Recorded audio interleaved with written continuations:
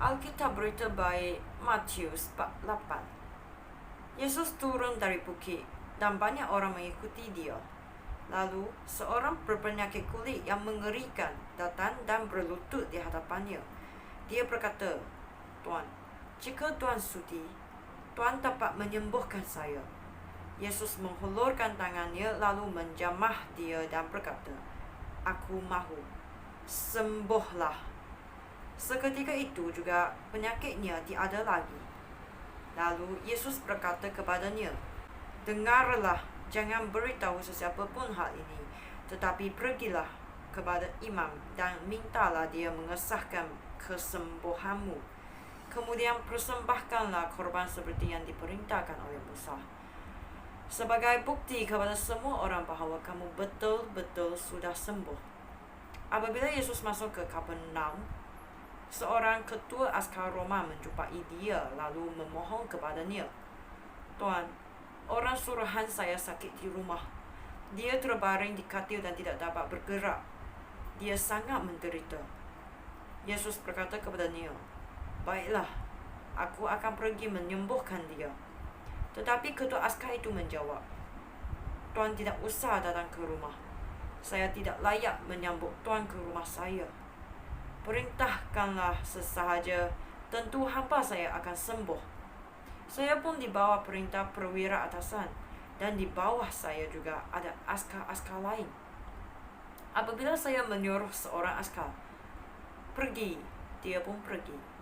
Apabila saya menyuruh askar lain kemari, dia pun datang. Apabila saya menyuruh hamba saya, buatlah ini, dia pun melakukannya." Yesus heran mendengar hal itu. Lalu dia berkata kepada orang ramai yang mengikut dia, "Ketahuilah, belum pernah aku menjumpai sesiapa pun antara umat Israel yang mempunyai iman sebesar ini. Ketahuilah, banyak orang akan datang dari timur dan dari barat, lalu menikmati perjamuan di dunia baru Allah bersama-sama Abraham, Ishak, dan Yakub. Tetapi orang yang seharusnya menikmati pemerintahan Allah akan dibuang ke kegelapan di luar. Di sana mereka akan menangis dan menderita." Lalu Yesus berkata kepada ketua askar itu, "Pulanglah, apa yang kamu percayai itu akan berlaku." Hamba ketua askar itu pun sembuh pada saat itu juga. Yesus pergi ke rumah Petrus. Di situ dia melihat ibu mentua Petrus sedang berbaring di tempat tidur kerana demam. Yesus menjamah tangannya, lalu demamnya hilang dengan serta-merta. Dia pun bangun lalu mula melayani Yesus.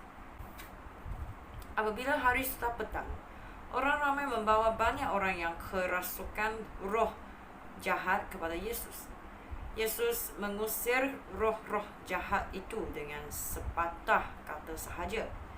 Dia juga menyembuhkan semua orang sakit.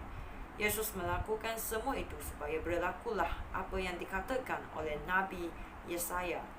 Dia menanggung penderitaan kita dan menyembuhkan penyakit kita. Yesus nampak orang ramai di sekelilingnya. Lalu dia menyuruh pengikut-pengikutnya pergi ke seberang tasik.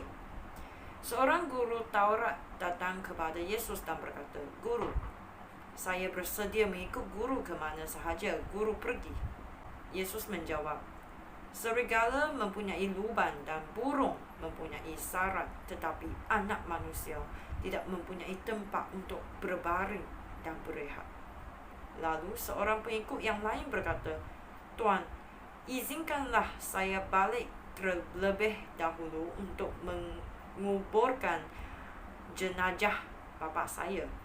Tetapi Yesus menjawab, "Ikutlah aku, biarlah orang mati menguburkan orang mati mereka sendiri." Yesus menaiki sebuah perahu dan pengikut-pengikutnya pergi bersama-sama dia. Tiba-tiba ribut membadai dan melanda tasik itu sehingga ombak memenuhi perahu. Tetapi Yesus sedang tidur. Oleh itu, pengikut-pengikutnya pergi kepadanya lalu membangunkan dia. Mereka berkata, "Ya Tuhan, selamatkanlah kami, kita hampir mati." Yesus menjawab, "Mengapakah kamu takut? Mengapa kamu kurang percaya kepadaku?" Lalu Yesus bangun dan menengking angin dan ombak itu. Dengan segera tasik itu menjadi tenang sekali. Para pengikut Yesus hairan.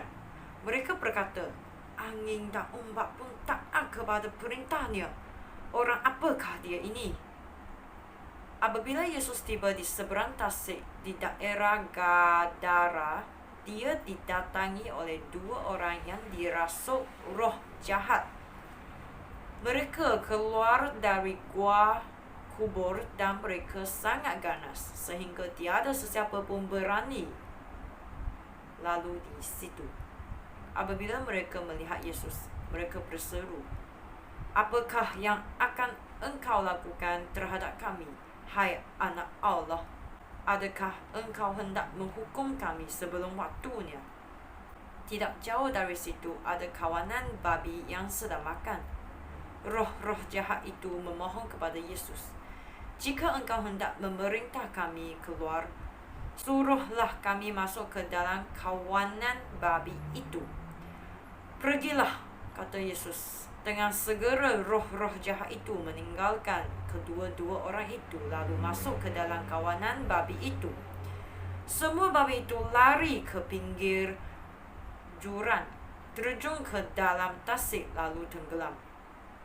Penjaga-penjaga babi itu lari ke bandar lalu menceritakan segala perkara itu dan apa yang telah berlaku kepada kedua-dua orang yang dirasuk roh jahat. Semua orang di bandar itu pergi menjumpai Yesus. Apabila mereka melihat Yesus, mereka memohon supaya dia meninggalkan kawasan mereka.